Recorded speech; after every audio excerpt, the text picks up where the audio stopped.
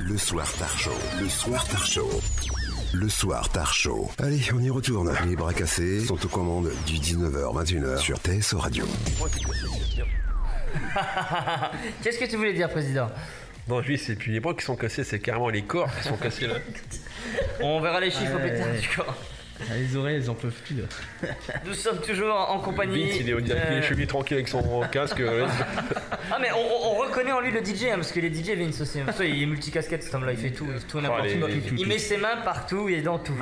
C'est l'homme touche à tout, ce qu'on appelle un touche à tout. C'est l'homme parfait. Ouais, les multi-trous.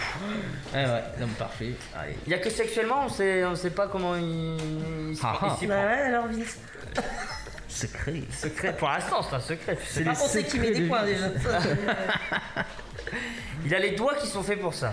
Voilà. Dieu lui a donné des doigts. Ah oui, comme à tout le monde en fait. Comme tout le monde. Encore une intervention riche. Donc on est toujours sur TSO Radio, le Soir Tard Show, ça continue jusqu'à 21h. Vous pourrez retrouver tous nos vidéos sur YouTube et du coup en même temps les replays, parce que dans les vidéos il y a du son. Nous sommes toujours avec Henri Barin qui représente aujourd'hui l'association Printemps des artistes de la Vacresse et une manifestation le 3 et 4 juillet. Oui. C'est ça, oui. Est-ce que tu as d'autres questions autour de... On rappelle également que l'inauguration du Printemps des artistes, ce sera le 3 juillet à 18h, c'est ça, hein? C'est ça. Où? Faut le rappeler? Non, le 2. Ah, bien. 3 et 4. Le 2, c'est le vendredi 2 à 18h. C'est l'inauguration. Et ensuite, le 3 et 4, c'est de 10h à 18h. Donc, c'est l'ouverture de la manifestation au public. Et c'est grand public. C'est à quel endroit? Eh bien, à la Vacresse, à la mairie. D'accord. Là, mais parce qu'on en a parlé en début d'émission, mais là, du coup, vu qu'il est bientôt 21h, il faut absolument que nous rappelions à nos auditeurs que donc cette manifestation, l'inauguration, donc le vendredi 2 juillet à 18h, et ensuite la manifestation qui se continue sur les 3 et 4 juillet, c'est ça. Et est-ce que vous avez des moyens de contact sur internet, une page Facebook, un site internet pour l'association? Oui, absolument. Vous tapez simplement le Printemps des artistes de sur Google et on vous sur trouve. Google, voilà. Je vais essayer tout de suite pendant que mon journaliste... Sur Facebook. Il y a une page Facebook aussi, il me semble. J'y vais, vas-y. Et en dehors du Printemps des artistes, est-ce que l'association organise d'autres événements durant l'année? C'est ce que je vous disais tout à l'heure. Mais écoute pas. Non, mais c'est bien de le rappeler aussi. Donc voilà. Et oui, bien sûr. Et donc on a chaque année, de manière à maintenir, si vous voulez, le lien avec le public. Donc on a eu en 2017 Parce que là c'était exceptionnel pour le spectacle pour le centenaire. Mais en dehors de ça, est-ce qu'il y a d'autres événements Oui, par exemple des visites au musée, des choses comme ça, et on envisage des stages. Il y a eu l'année dernière un stage de gravure avec Jean-Luc Pomerol, par exemple. Et puis des stages l'année prochaine probablement, enfin pas l'année prochaine, l'année prochaine de stages du portrait, réaliser un portrait, donc les gens viennent, voilà. Donc il y a un animateur pour ça. D'accord. Et si des personnes souhaitent adhérer à l'association, comment peuvent-ils vous contacter à part Facebook? Est-ce qu'il y a un numéro de téléphone Le numéro, je ne l'ai pas là, je vous dis franchement, mais le mieux c'est de passer directement par Facebook oui. Ou alors par la mairie de la Vacresse, qui dirigera directement disons à la présidente ou au bureau de l'association. D'accord. Mais on le trouve facilement, vous avez par Facebook, on peut le faire très bien. Alors le Facebook, c'est vous tapez le Printemps des artistes La Vacresse, c'est le nom que porte la page, et déjà suivi par plus de 500 personnes. Plus de 600 personnes. Donc vous pouvez les contacter via la page. Donc il n'y a pas le numéro de téléphone non plus sur la page. Donc décidément, oubliez le téléphone. Passez plus par Facebook, vous pouvez leur envoyer un message. Pas de site internet, c'est uniquement une page Facebook. Oui. D'accord. Et oui. Bon. Je vais parler un peu de vous aussi. Alors aux États-Unis, on vous surnomme The Extreme Painter. Pourquoi ce surnom et quels sont vos souvenirs aux États-Unis? Parce que j'ai été dans les années 80, j'étais au rectorat de Paris de 72 à 82, j'ai démissionné, mais j'avais parallèlement une activité artistique. Et donc j'ai créé mon premier spectacle de peinture en direct. Le principe c'était qu'il y avait de la musique sur des panneaux qui faisaient à peu près 10 mètres de long, sur 2 mètres 30 de haut. Et j'ai commencé comme ça, et en 82. Et de là, j'ai fait pas mal de festivals en France. Et puis, je suis allé au Japon. Et j'ai toujours fonctionné en solo, bien que j'ai fait quelques émissions en France. Et un jour, j'avais une prestation à faire. Et il y a eu un directeur culturel de Disney Europe qui m'a vu. Il m'avait convoqué à son bureau et quand je me suis pointé au bureau, j'avais une cassette. Et là, il y a eu le directeur casting de tous les Disney du monde qui était là et qui a vu ça. Et donc j'ai signé un contrat avec Disney Europe, avec Disney World aux États-Unis. De là, je suis tombé sur un manager et j'ai fait les plus grands festivals américains, c'est-à-dire le Cherokee Art Festival, le Main Street Art Festival à Dallas, tout ça. Et ça fonctionnait très très bien. Et puis il y a eu l'attentat du 11 septembre. Donc moi j'ai été beaucoup aux États-Unis. Et donc le principe, si vous voulez, c'est en direct, je réalise une peinture très physique, vous en avez sur YouTube, vous tapez simplement Henri Ibarra. Et puis je suis revenu en France, et puis pour des raisons personnelles, j'avais un peu levé le pied, j'ai beaucoup travaillé dans l'événementiel. Et donc c'est aux États-Unis que on m'a appelé The Extreme Painter. Voilà, bon. Pour l'accent surtout. Et voilà, donc c'est tout.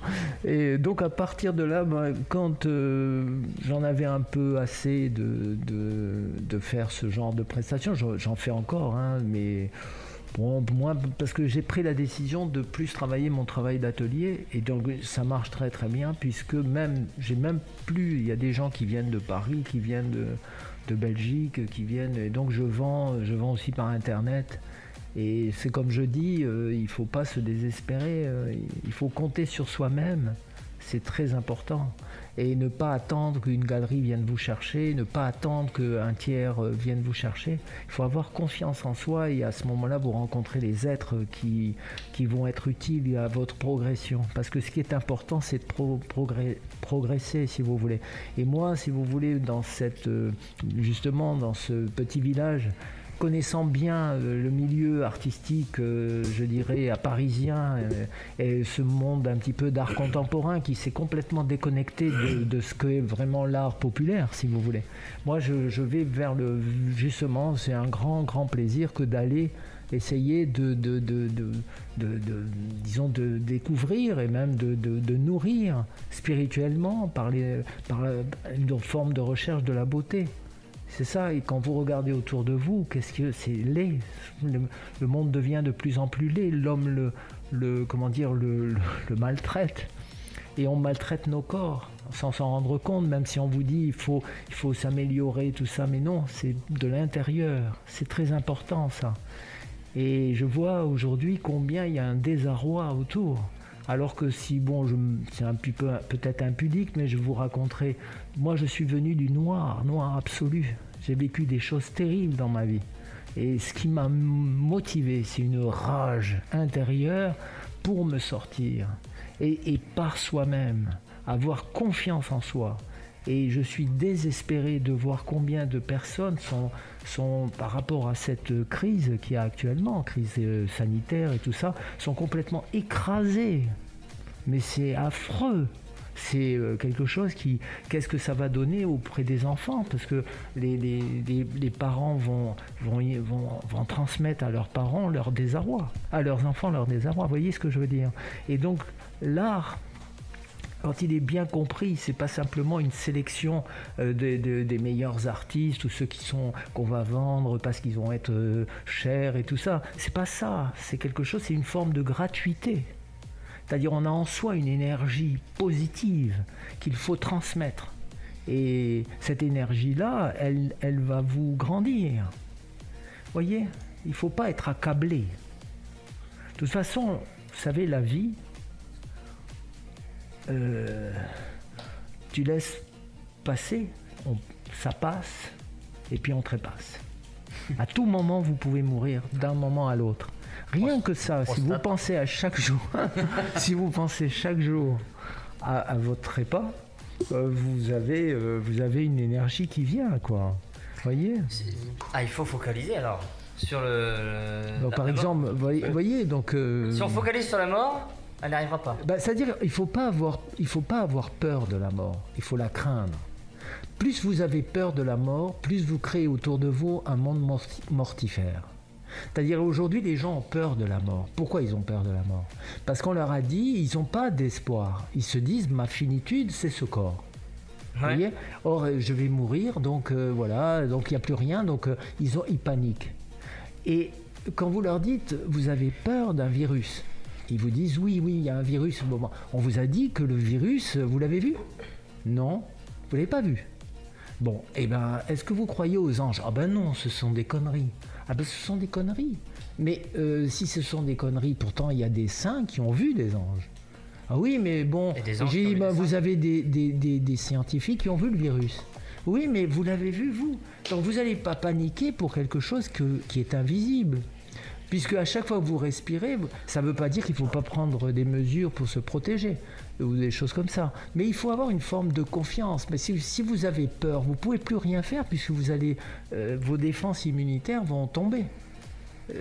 Donc du coup vous allez beaucoup de gens qui donner... auraient dû vous écouter là.